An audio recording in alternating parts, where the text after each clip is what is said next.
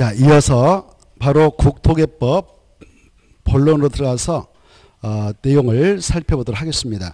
12페이지부터 보겠는데요. 국토계획법, 약자로 국토개법을 하겠습니다. 여기서는 12문제 나오죠. 이 법률은 3월 말까지 해서 끝내도록 하겠습니다. 참고하시고 12페이지 보시면 제정 목적이 나왔는데 제정 목적은 가볍게 읽고 가겠습니다.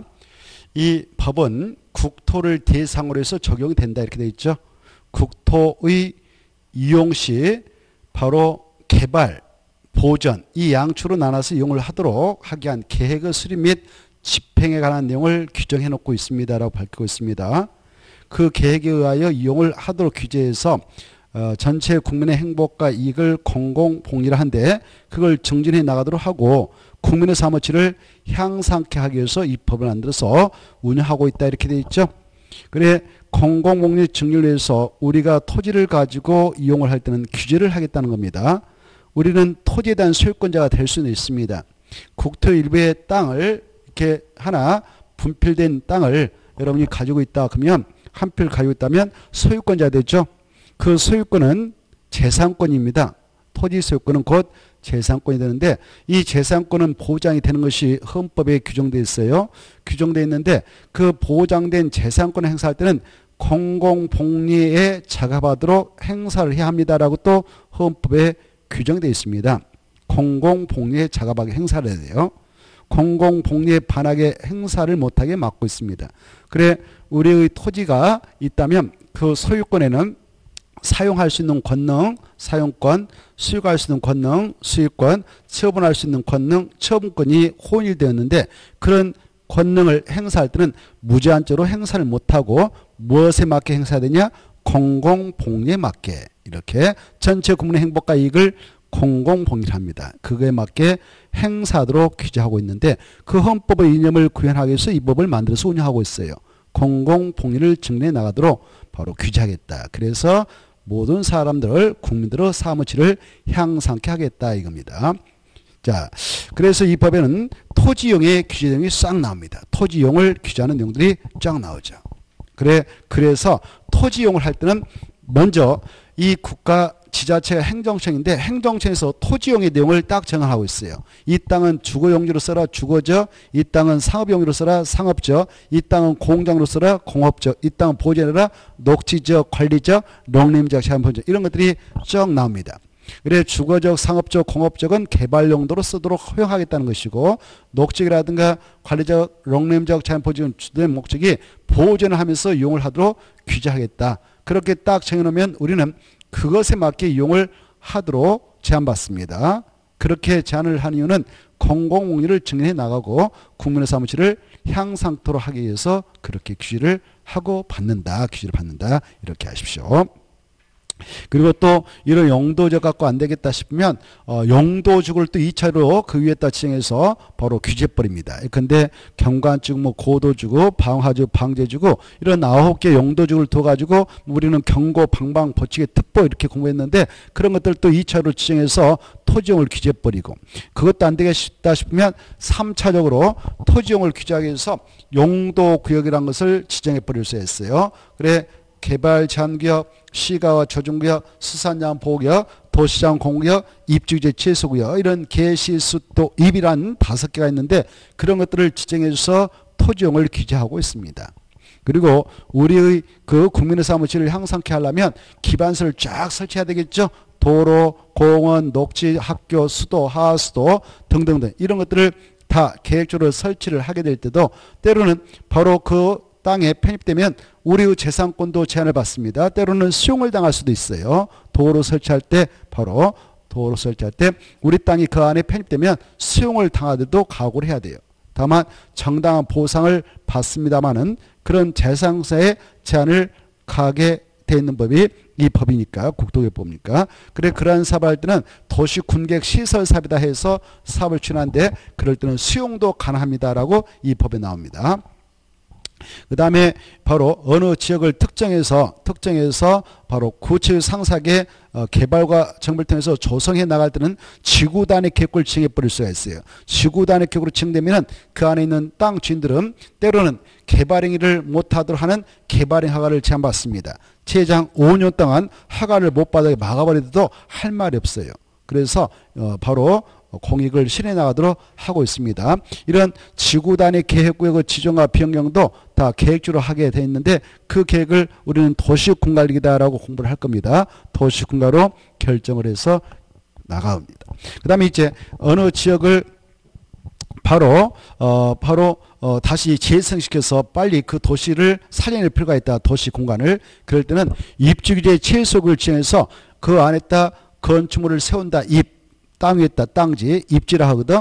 땅에다 건물을 세울 때에 적용되는 공법상 규제를 대폭 최소화시켜서 빠른 시일 내에 그 장소를 개발과 정비를 통해서 살려내도록 하겠다는 입지규제 최소구역의 내용도 나옵니다. 그런 것들을 다 두어서 운영하고 있는 이유는 공공의를 증진하고 국민의 사무실을 향상케 하기 위해서 바로 그러한 내용들이 등장합니다. 자, 아무튼 재정 목적은 그 정도 가볍게 읽어보시고 그 다음 밑에 12번 12페이지 국토 이용 및 관리의 기본칙이 나와있죠. 이 국토를 이용하고 관리할 때는 박스에 9가지 목적이 달성되도록 하자 이렇게 하고 있죠.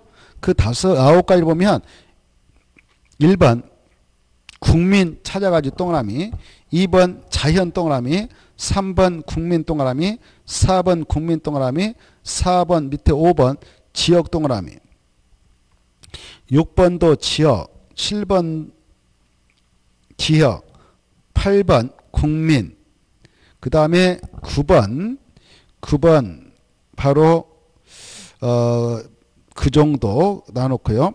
그래 이렇게 국토를 이용하고 관리할 때는 전체를 위해서 이용과 관리를 하도록 규제하겠다 이렇게 하고 있죠. 국민과 지역과 자연을 위해서. 그리고 9번 저출산 인구 고령화에 따른 대응과 새로운 기술 변화를 적용한 최적의 생활환경 제공을 위해서 국토를 이용하고 관리하겠다.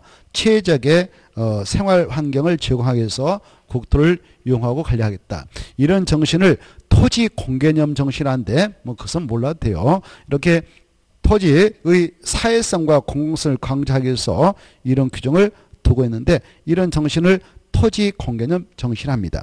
자, 그래서 이 토지라고 하는 것은 비록 각각 필지마다 소유권자가 개인에게도 인정되지만 사익만을 극대화시켜서 이용을 하지 못하도록 규제를 하고 있습니다. 그것은 그냥 가볍게 받으시고 오른쪽 넘어오셔서 2번에 1번 이 국토교통부 장관은 도시의 지속가능하고 균형 있는 발전과 주민의 그 편리하고 쾌적한 삶을 위하여 줄 거 봐요. 도시의 지속 가능성 및 생활 인프라, 즉 교육시설, 문화체육시설, 교통시설 이런 시설을 바로 생활 인프라를 합니다. 이런 인프라를 바로 인프라 같은 수준을 평가할 수 있다. 즉 도시의 지속 가능성과 생활 인프라를 수준을 평가할 수 있는 자는 누구냐? 국토교통부 장관이다. 이 정도를 받으시기 바라고 나머지는 통과해도 됩니다. 그 다음에 이제 제2절 용어의 정의 여기서부터는 꼭 시험에 나오니까 여기서부터는 간신히 받으셔야 돼요. 이때 용어는 국토개법에 나오는 용어요. 그 뜻은 이런 의미를 갖습니다라고 그 뜻을 규정하고 있습니다. 이 용어는 국토개법에서 나오는 용어의 뜻이에요. 이 용어 뜻은 법에서만 적용됩니다. 국토개법에서.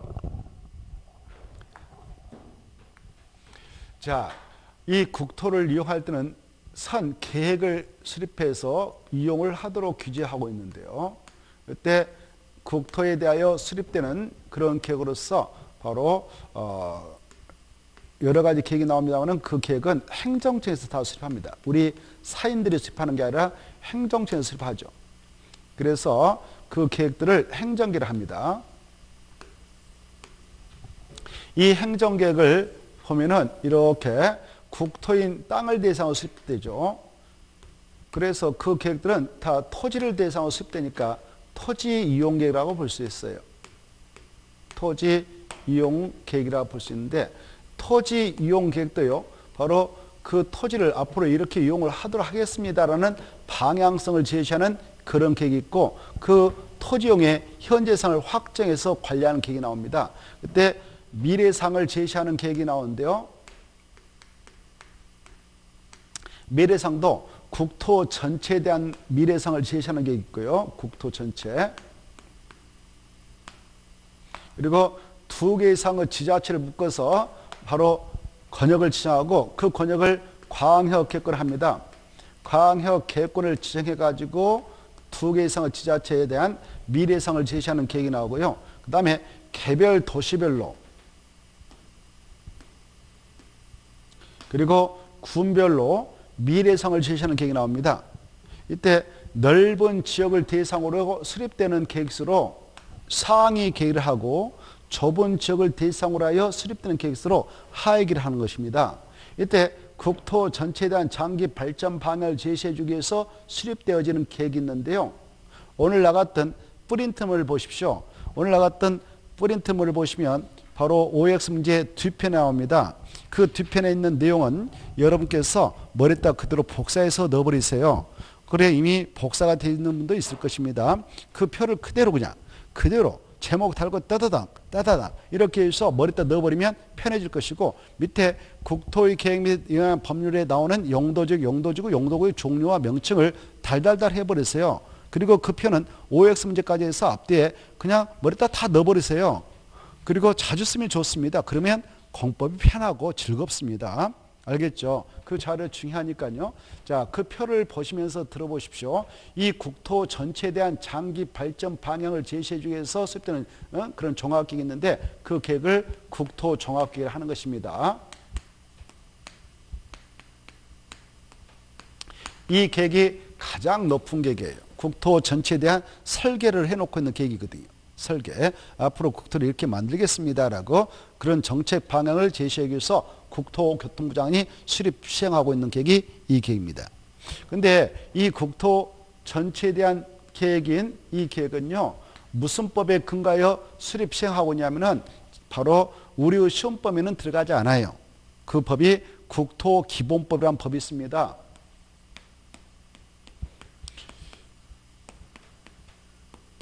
무슨 법에 있는가? 국토기본법. 그래서 거기 써놨으니까 여러분은 그걸 가지고 보면 돼요. 알겠죠?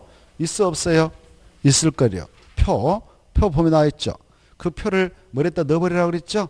넣어버리라. 그게 넣어버리면 끝나는 거예요. 설명 듣고 안 보고도 그냥 똑같이 써가지고. 그래 국토기본법 있다고 아시고 국토 전체에 대한 장기 발전 방향을 제시하는 종합계획으로서 최상위 계획이다 이겁니다. 무슨 계획이다고요? 최상, 제일 높은 계획이에요. 이 정도 딱 아시고요. 더 이상 깊게 들어갈 필요는 없어요. 그리고 장기 발전 방향을 제시하는 계획이다 이렇게 돼 있잖아요. 장기 발전 방향을 멀리 내다보고 수립했다 이렇게 아예. 그 다음에 이 계획에 맞게 하위 계획들이 또 만들어지는데 이제 그 하위 계획들은 우리 시험범위에 들어가는 국토의 계획 및 이용에 관한 법률에 근거해서 만들어집니다. 국토의 계획 및 이런 법률, 이거 약자로 국토개법이라고 하겠어요. 그 계획으로서 중앙행정기관이 주로 국토교통부가 만드는 국가계획이 나와요. 국가계획. 이것은 채자는 빠지겠고 그냥 상위계획이라고 볼 수 있어요. 그겠죠? 상위계획. 그래 이 국토의 계획 및 이런 법률에 나오는 계획 중 이게 상위계획이에요. 상위계획. 이건 중앙행정기관인 국토교통부가 주로 수립하는 계획이거든. 국가의 정책 목적을 이루기 위해서. 그 국가계획의 그 뜻은 아셔야 돼요. 이 그 뜻은 13페이지 나올 겁니다. 13페이지 기본서. 그래서 여러분은 13페이지에 이제 우리 국토의 계획 및 법률에 나오는 국가계획이니까 국가계획은 알아두셔야 되겠죠. 있어 없어요? 있어요. 그러면 국가계획 뭐냐? 그러면 여러분은 이거다라고 따다다닥 해버려야 돼. 그러면 끝나는 겁니다. 외워야 돼요. 그래 국가계획 뭡니까? 그러면 중앙행정기관이 그다 줄 거라고 했죠. 중앙입니다. 지방이 아닙니다.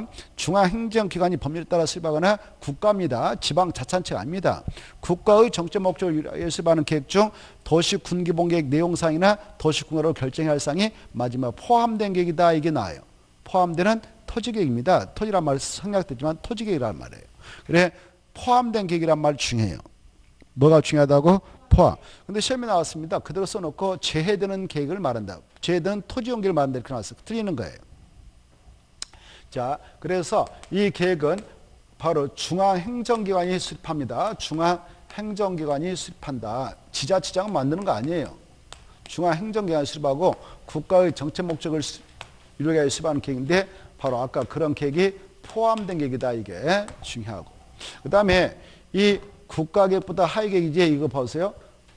바로 두 개 이상의 지자체를 묶어가지고 그 공간 구조와 기능을 상호 연계시켜서 발전해 나가도록 유도하고자 광역계획권을 국토교통부장을 도지사가 지정해놓으면 이 장소에 대하여 장기 발전 방향을 제시하기 위해서 수립하는 계획이 광역도시계획.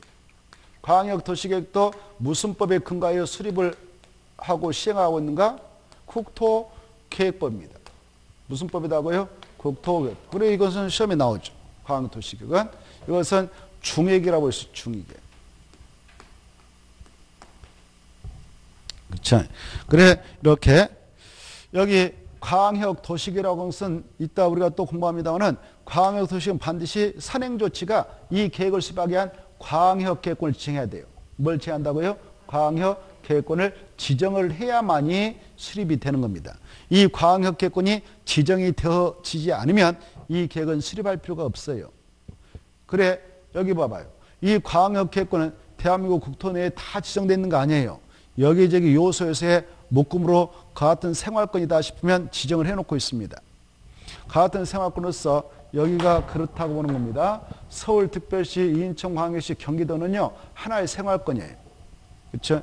지하철이 검열처럼 설치돼 가지고 하나의 생활권이니까 그 공간 구조와 기능을 상호 연계시켜서 발전해 나가도록 유도하고자 국토교통부장이 광역계획권이다라고 이렇게 지정을 해놨어요. 인천광역시, 서울, 경기 이렇게. 알겠나요? 그러면 여기는 봐보세요. 광역계획권이 하나 지정되면 광역도시도 한 개 수립돼요. 여기 또 여기 대전광역시하고 인접해 있는 몇 개 시군 여기 뭐 계룡시 이렇게 해가지고 충남 수석에 여기다도 하나 지정했단 말이에요.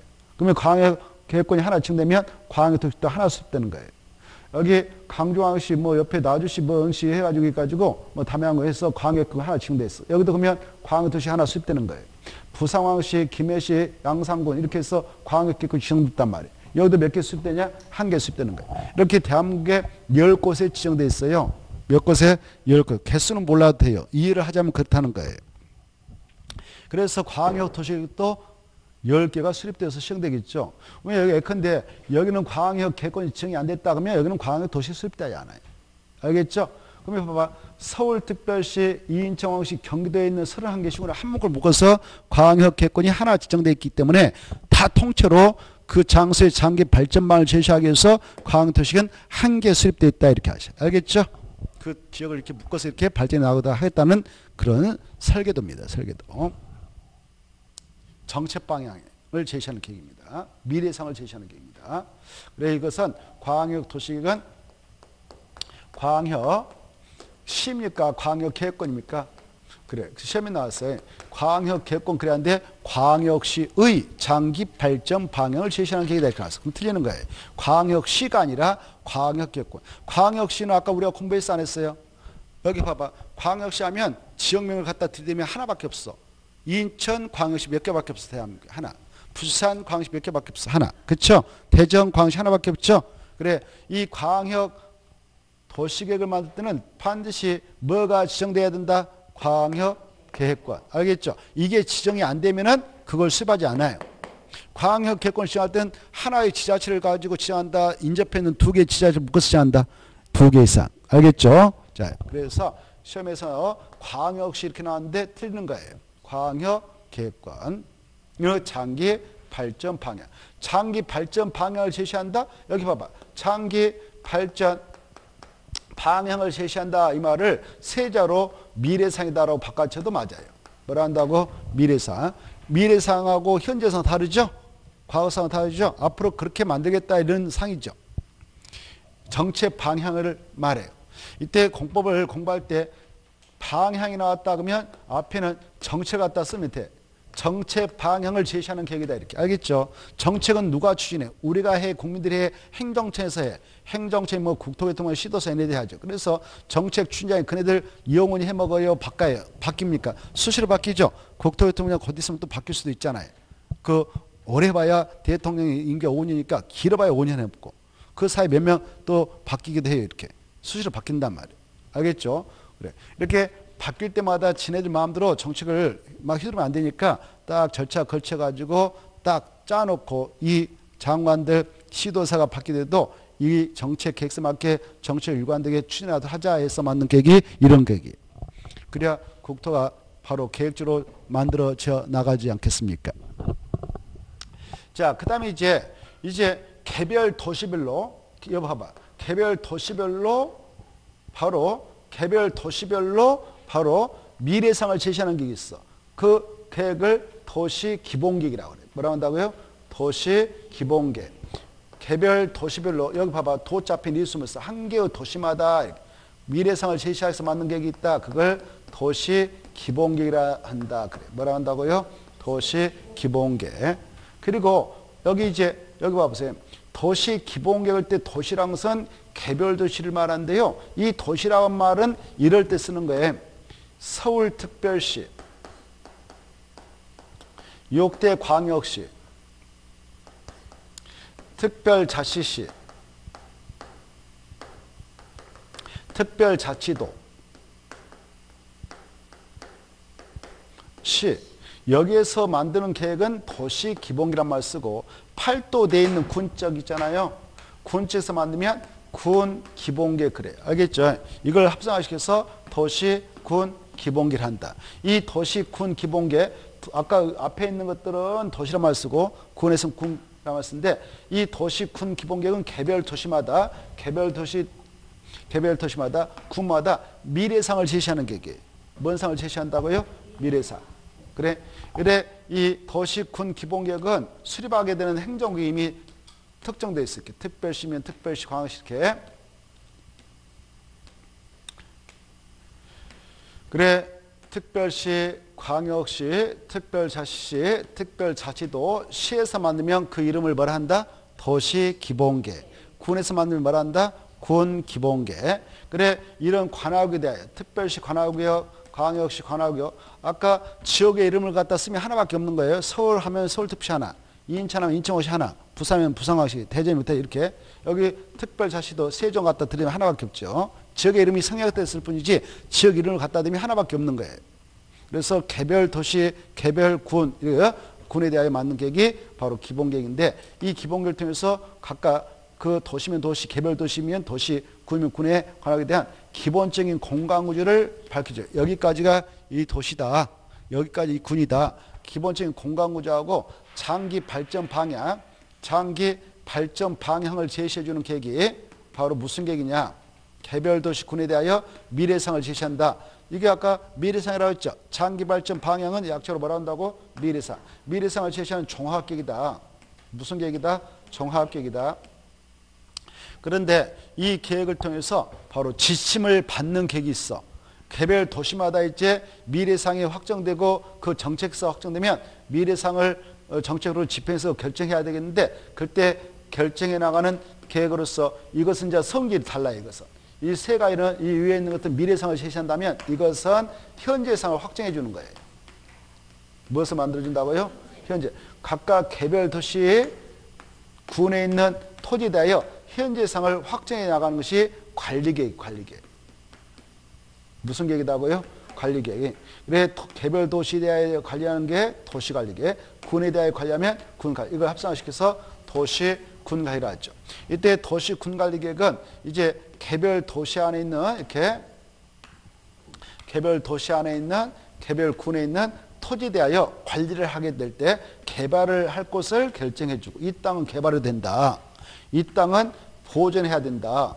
이 땅은 안전사고 발생하지 않도록 그 정비도 해야 된다. 뭐도 한다?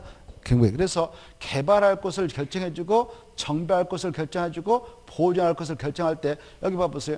여기 서울특별시가 있다 그러면, 서울특별시 땅이 있다면 이 안에 토지가 있다. 그때 개발할 곳을 이렇게 결정해. 또 여기 정비할 곳을 결정해. 그럴 때 결정할 때마다 이 관리계획은 하나씩 만들어지는 거예요. 여기다 도로를 설치하겠다, 개발한단 말이죠. 그럴 때도 계획을 하나 만들어요. 여기다 또 주거지이다라고 정할 때도, 여기다 또 상업지이다라고 정할 때도 관리계획을 만드는 거예요. 이 도시군가로 개발, 정비, 보존의 내용의 것을 결정할 때 말입니다. 6가지 내용으로서 결정해서 그 도시에 있는 땅들, 군에 있는 땅을 관리하고 있어요. 6가지가 뭐냐? 용, 기, 사, 지, 이. 그 그 여러분이 다 이제 어느 정도 들어보셔서 익숙할 거예요. 이렇게 이 6가지는 주 목적이 셋 중에 하나 이루어지는 거예요. 어떤 용도적은 주거적, 상업적, 공업적 개발이라 그 안에 개발돼서 주택, 상가, 공장이 들어서 30년, 40년 되면 정비한다. 그리고 이 녹지적은 보존이라, 롱램차는 보존이라. 그리고 경고, 방방, 버치기, 특복도 어떤 것은 개발, 어떤 것은 정비, 취락층은 정비, 그리고 경관층은 보전, 그리고 개발층은 개발 이런 것들이에요. 그리고 용도격, 개시, 수도가 입이 있는데 바로 개발 제한구역, 그 다음에 시가 조정구역, 수산장 보호구역, 그 다음에 도시항공 보전, 입지제 최소구역은 개발과 정비 이런 거예요. 그 다음에 이 용도구역은 그렇고 기반설, 도로를 설치한다 이거 다 개발이죠. 그걸 정비한다, 계량한다 이런 거죠. 또 도시발사한다 개발이죠. 정비사한다 정비죠. 그리고 이 지구 단위 계획은 개발 정비를 하기 위해서 정한 거예요. 그 다음에 입지기제 최소도 아까 말씀드렸다시피 개발 정비. 그래서 주목적이 개발 정비 보전이에요. 이런 것들을 결정하는 계획이 무슨 계획이라고요? 관리 계획, 도시 군관리. 그러면 봐봐, 도시 군관리는 우리 땅에다 확정해 버리거든. 우리 땅에다 용용용 기사집을 확정하니까 구속력이 있다 그래요. 뭐가 있다고요? 구속력이 있다. 근데 위에 있는 것들은 정책계획서로서 땅에다 결정하는 거 아니에요. 그냥 책자로 되어 있는 거예요. 책자. 정책계획서에 불과해요. 그래서 우리에게 아무런 구속력이 없는 비구속적 계획이지만 정책을 취재하는 행정기관장들은 구속을 당하게 됐어요. 그래서 이 방향만을 제시하는 이런 국토종합계획이니 과학도시계획이니 도시군기본계획은 관계 행정기관장들만 구수한다. 정책을 취재하는 행정청만 구수한다. 우리에게는 아무런 구속력이 없다. 이런 계획을 비구속적 계획이라고 그래요. 뭐라 한다고요? 비구속적. 구속적 행정계획과 비구속적 행정계획으로서 행정법학자의 구분해서 표현하는데 그때 누구를 기준으로 해서 그렇게 나누냐. 일반 국민을 기준으로 해서 그 계획이 구속력을 가지고 있으면 구속적 행정계획, 일반 국민을 기준으로 해서 구속력을 갖고 있지 않으면 비구속적 행정계획이라 표현합니다.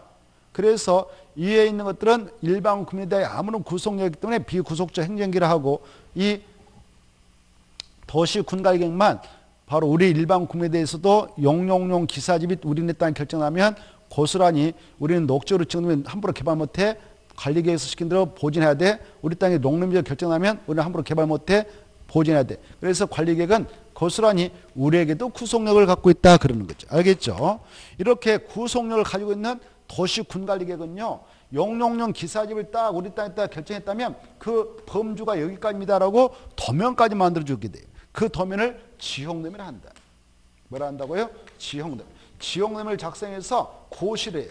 고시를 해야만이 마침내 그 결정 효력이 발생하도록 하고 있습니다. 그러나 위에 있는 계획들은 바로 지형도면을 만들지 않습니다. 알겠죠? 자, 무슨 계획이 결정나면 지형도면까지 만들어 보여준다고요? 도시군관리계획.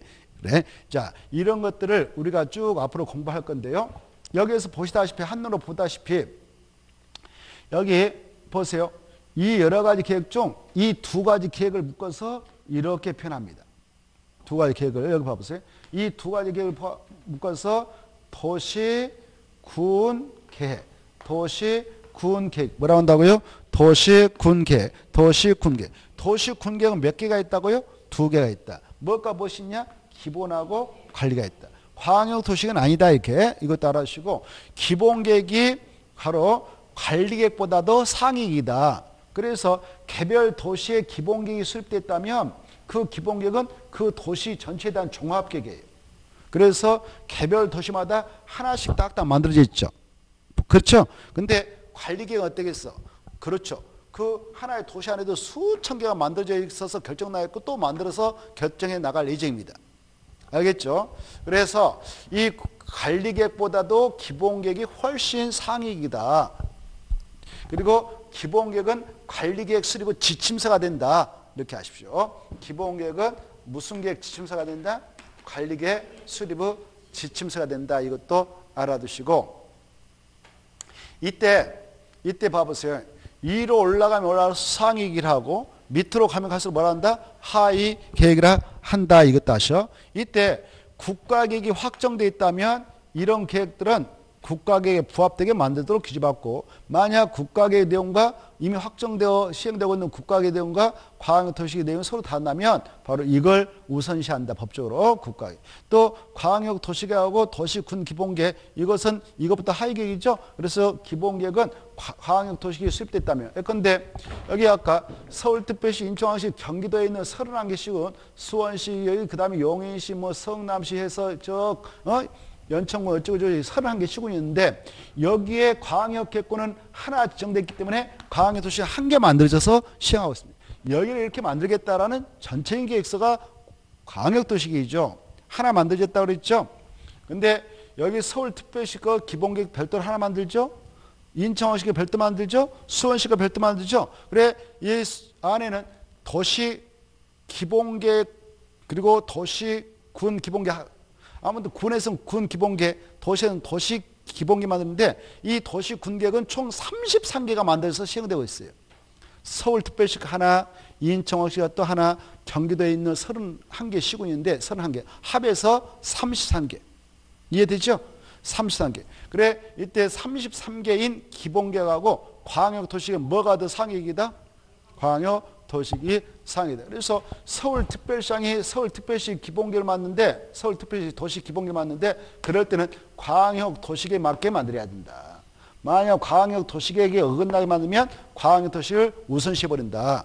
광역도시에서 서울특별시에 있는 곳에다 앞으로 정치를 이렇게 하겠다라고 돼 있다면 그거 우선시해야 되지, 서울특별시장이 그걸 번복시키면 안 된다. 기본계획 만들 때. 알겠죠? 자, 그 다음에 또 이것도 봐보세요. 도시군관리계획은 이런 것보다 하위계획이다. 그래서 광역도시계획, 도시군기본계획이 수립되어 있는 지역이라면, 이런 데는 그거죠. 여기는 서울특별시 경우는 지금 광역도시계획도 수립되어 있고 도시군기본계획도 수립되어 있겠죠. 그런 상태에서 여기다 도시군관리계획을 만들 때는 바로 상위계획이 있으니까 상위계획에 맞게 해야 된다. 그 정책을 반영해서 결정해야 되지, 그렇지 않으면 안 된다. 이렇게 알아주십시오. 여기까지가 이 행정계획의 체계적 위치라고 파악했습니다. 자, 그 다음에 이왕의 본짐에 오늘 나갔던 뿌리틈을, 아까 여기 용도지역, 용도지구, 용도구의 명칭은 그 표를 통해서 꼭 머리에다 넣어야 돼요. 그것부터 먼저 머리에다 넣어야 이해하기 쉽습니다. 용도지역은 그 전 국토를 크게 네 가지로 구분하고 있죠. 도, 관, 농, 자 이렇게 하시고, 도시는 다시 네 가지로 또 구분하죠. 주, 사, 공, 노. 그 다음에 관리원 세 가지로 또 세분하죠. 보, 생, 개. 농림, 자연 보존 세분 안 된다. 이것도 하시고. 알겠죠? 그 다음에 주거적은 다시 6가지로 또 세분됩니다. 전용 1, 2종, 일반 1, 2, 3종, 준 이렇게. 상업적 4가지가 있죠. 주, 일, 류, 군. 공업적 3가지가 있죠. 저, 일, 준. 그 다음에 녹지역 3가지가 있죠. 보, 생, 자. 이 정도를 딱 머리에다 깨고 계시고, 이것 보러 국토개법령상 용도지역을 한다. 이렇게 하십시오. 이런 용도지역은 서로 중복되기 전간 아니다. 이렇게 하시고, 용도지역은 9개가 있다. 경고, 방방, 보치개, 특보 이렇게 하시고, 그 중에 이 5개는 또 세분 지정되도록 법령에 규정되어 있는데, 경자 시트 이렇게 좀 하시고, 공부됐죠? 경자 시트 이걸 달달달 해야 돼요. 그 다음에 방자시, 방자시, 방자시 보고 계셔요? 방자시 보고 계신가요? 무슨 말인지 아나요? 그래, 방자시, 방자시 암기하고, 그 다음에 고도주는 세분할 수 있을까 없을까? 없어요. 없어. 고도주는 세분된 거 아니다. 시험에서 고도주는 최저 고도주구와 최고 고도로 세분 정할 수 있다 이렇게 하면 나오면 틀려요. 알겠죠? 작년, 재작년까지 그랬던 것을 없애버렸단 말입니다. 그래서 지금은 그런 거 없다. 아시겠죠? 방하주도 세분된 거 아니에요. 방하주도 시험에 이렇게 나왔어. 제1종 방하주구와 제2종 방하주를 세분 정할 수 있다. 조례로. 그러면 틀리는 거예요. 그거 안 되는 거예요. 자, 그 다음에 거기 보면 보호지구와 세 가지로 세분되죠. 보역중생 꼭 암기. 뭐라고 한다고? 보역중생. 역사문화 환경, 그 다음에 중요시설물 생태계 꼭 암기하고, 그 다음에 취락주 2가지 세가 분되죠. 취자지, 자연하고 집단 꼭 암기. 그 다음에 개발 지구가 5가지 있죠. 개, 주산, 간복도 이렇게 주거, 산업유통, 관광형, 복합 특정. 이 명칭을 먼저 달달달달 해야 돼요. 이것 보러 용도주를 한다. 그 다음에 용도 구역은 아까 있죠. 5가지. 계시, 수, 도, 입 이렇게 딱 명칭을 암기를 하시기 바랍니다.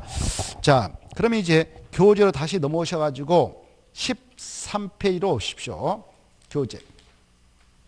용어의 정의를 보고 있는데요. 자, 조금 전에 국가계획은 체크했죠? 13페이지 국가계획을 통과하고 14페이지로 갑니다. 14페이지 도시군계획. 도시군계획도 아까 했죠. 다. 근데 도시군계획을 때 도시는 몇 가지가 내포되어 있다고? 5개. 몇 개? 5개. 어디까지를 도시란 말 쓰냐? 특, 과, 특, 시까지. 거기서 맞으면 명칭을 도시계. 팔도되어 있는 군에서 맞으면 군계. 이거 합성화시켜서 말한다. 도시군계. 그때 군계획은 광역시 내에 있는 군계획 나올 수가 있어 없어? 없어. 광역시는 광역시 도시계획으로 만드는 거예요. 무엇을 한다고요? 그래. 광역시는 바로 도시계획으로 만들지 군계획을 별도로 만들지 않아요. 여기 인천광역시 옹진구 강원 있다고 해서 별도로 군계획을 만들지 않습니다. 여기는 통째로 한 문구로 도시계획을 만드는 거예요. 알겠죠? 그때 군이란 것은 광역시 안에 있는 군을 포함한다, 제한한다. 이게 중요하단 말이에요. 이해를 하셔야 되고, 알겠죠? 아까 다 했어. 이런 도시군계획은 2가지가 있다. 기본하고 관리 구분된다. 알겠죠? 그 중에 기본계획은 관리계획 수립을 지침서 해야 된다. 그리고 관리계획은 개발, 정비, 보존에 대하여 수립하는 토지용기 6가지를 결정한다. 용용료, 기사집 이런 걸 했죠? 자, 니은 보겠습니다. 이제. 이 도시계획의 일종인 바로 도시계획으로 결정하는 내용인 지구단위계획, 입지규제 취해수구역 뜻을 보면은 작년에는요, 니은이 한 문제 나왔다고 그랬죠? 니은. 그대로 써놓고 그냥 한 문제 나왔어요. 이게 뭐니? 이렇게. 사람 우습게 보는 거죠. 이게 뭐니? 이게 뭐야? 지구단위기지. 자, 그래. 너무 쉽게 나왔어요. 그거 틀렸다면 그분은 정말 무서운 사람이에요. 1년 내내 머리만 들고 다녔다 이거 아닙니까? 그쵸? 얼마나 무서워요. 수험생이 머리만 들고 다녔다. 1년 내내. 그 공법 딱 책 열면 그게 나오는데 그거 수업 시간에 몇 수십 번 강조했는데 그걸 몰랐다면 정말 무서운 사람입니다. 지구단위계획이란 건 뭐냐 그러면 여기 지구단위계획은 도시군계획 수립 대상지. 아까 이게 도시군계획 수립 대상지거든. 도시군계획 수립 대상지역은 특광, 특, 시군이 도시군계획 수립 대상지이죠. 그쵸? 그래, 이렇게 그 중에 하나인 여기 도시가 있습니다. 근데 여기가 서울특별시다. 그럼 여기 도시군계획 수립 대상지이죠. 서울특별시라고는 도시군계획 수립 대상지이다.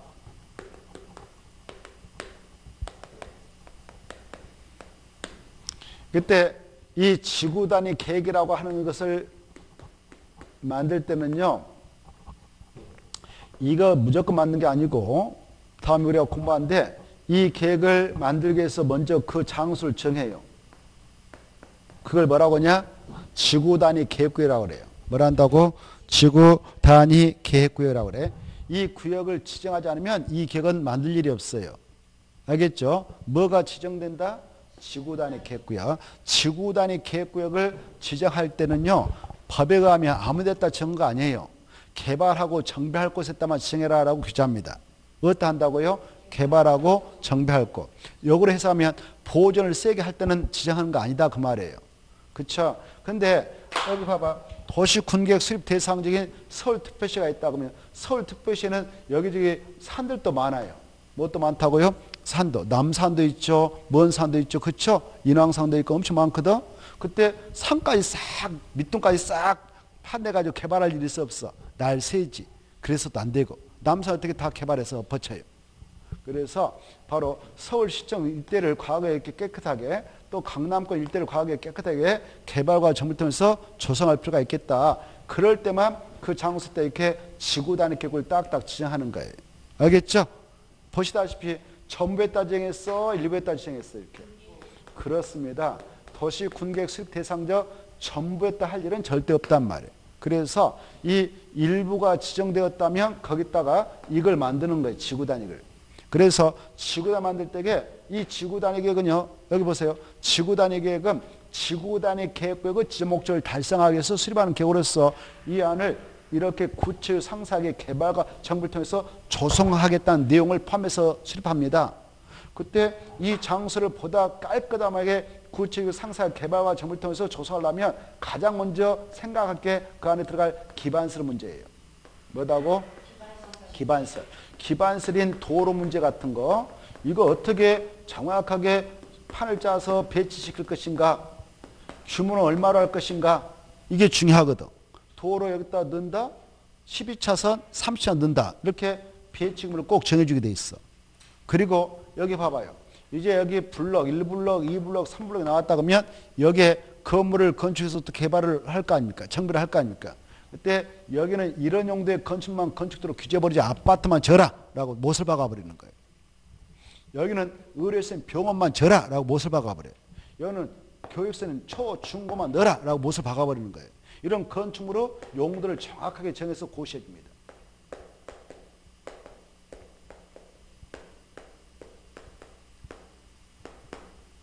그리고 이렇게 용도를 정확히 정해서 고시하게 되는 것이 지구단위예요. 지구단위. 알겠죠? 그래 또 이 건축물 여기다 딱 야 아파트만 쳐라 했어. 이때 아파트도 봐보세요. 야 규모를 이 정도만 해 라고 딱 못을 봐가지고 그걸 건폐 용률 높이라고 그래. 뭐라 한다고요? 건폐율 용적률 높이. 이것들을 정확하게 상세하고 구체적으로 딱 정해서 고시해버립니다. 그런 계획이 무슨 계획이다고요? 지구단위, 지구단위. 그리고 이제 필요하면 또 추가해 여기다. 그래서 딱 고시하면은 구속력이 있어버려. 그래 이 지구단위에 맞게 이 장소를 개발하면 어떻게 되겠어? 그 땅이 어때 토지형을 보다 합리화시키고 토지 기능도 증식시키고 미관도 개선할 수 있고 야원 환경을 확보할 수 있고 그 지역을 체계적 계획으로 관리에 들어갈 수 있겠죠. 그러기 위해서 만든 계획이 지구단위인데 이건 구속력이 있는 거예요. 구속력 있는 계획은 여기서도 어떤 계획이 있어? 아까 관리 계획이죠. 그래서 관리계로 퍽 결정 고시하면 끝나는 거예요.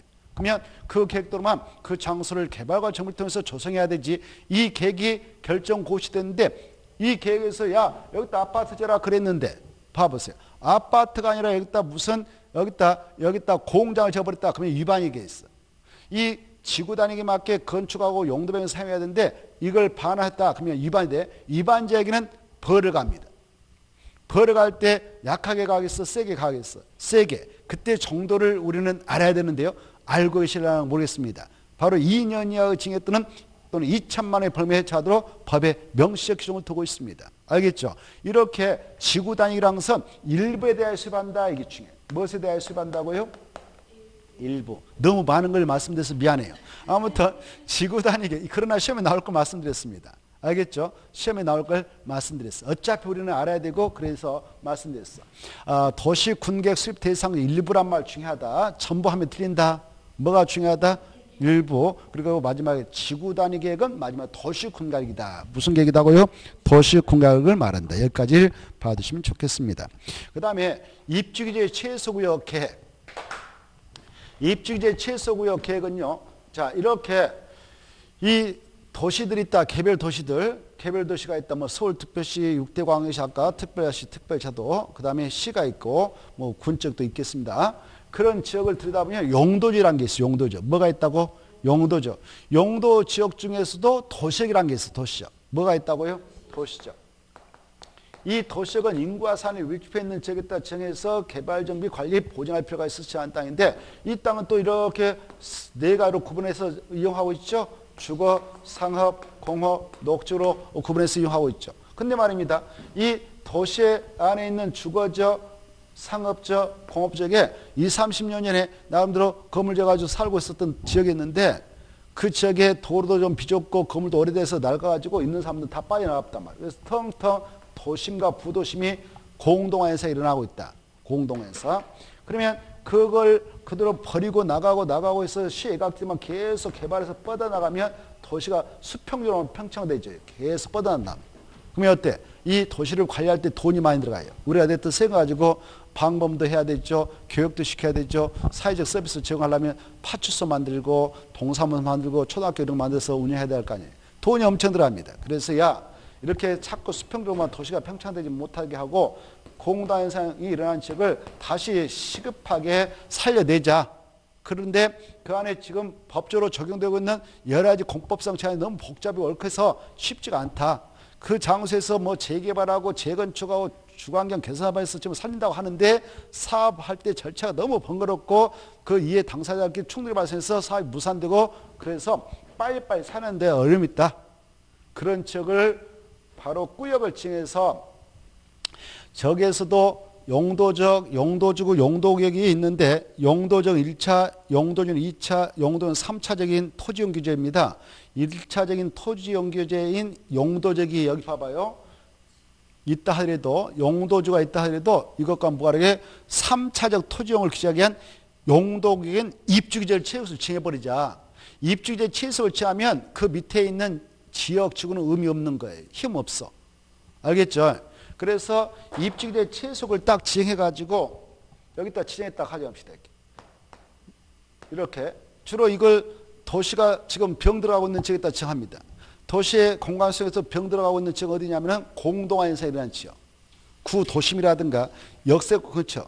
천안역 가보면 옛날에 제가 20년 전에 강의 처음에 갔을 때는 천안역 주변에가 어마어마한 휘황찬란했습니다. 왜? 거기 역이라고 하는 것은 그거 하나밖에 없었거든. 지하철도 안 들었던 시절이고. 그런데 그 지역에 어마어마한 휘황찬란했는데 지금 가면 텅 비어버렸어요. 대표로 그 지역이 그렇습니다. 뭐 송탄 또 터미널 근처도 그렇고 개별 중소도시 가보면 터미널 근처가 텅텅 비어가버렸어. 밤에.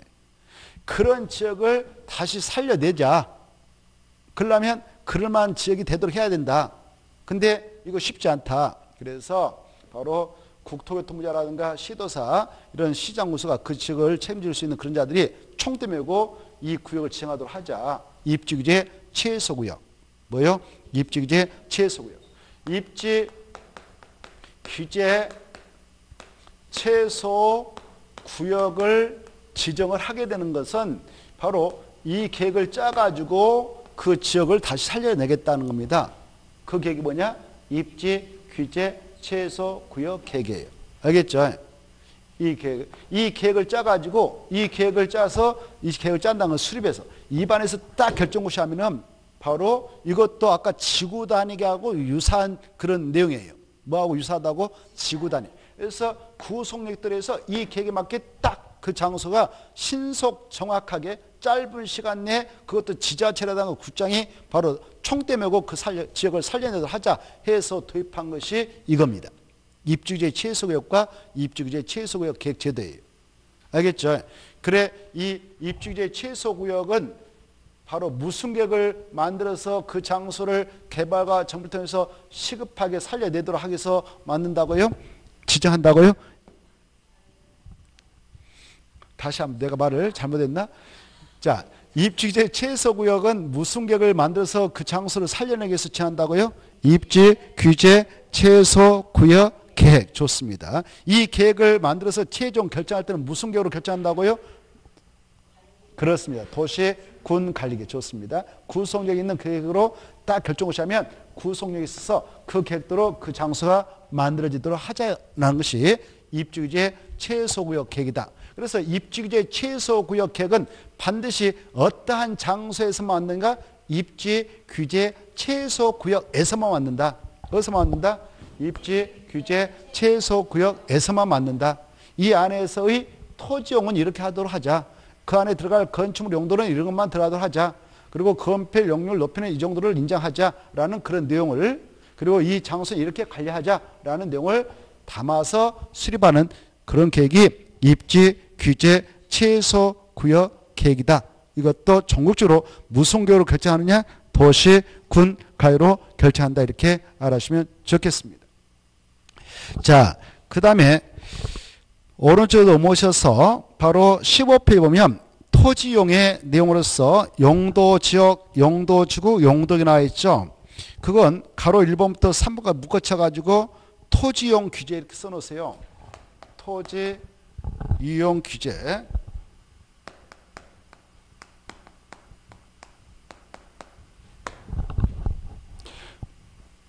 그리고 거기 용도 지역에다 1차, 용도 지역에다 1차,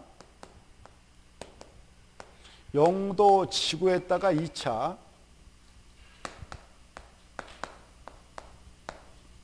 용도 구역에다 3차 이렇게 써놓으면 되겠습니다. 이렇게. 알겠죠? 우리는 용도적은 64페이지 공부를 할 것이고 다 써놨죠 페이지? 자, 그래 여기 보시면 이거 다 용자가 쓸 용자입니다. 쓸 용자. 토지 쓰임새를 행정처에서 미리 결정해서 규제해 놓고자 이 제도가 있어요.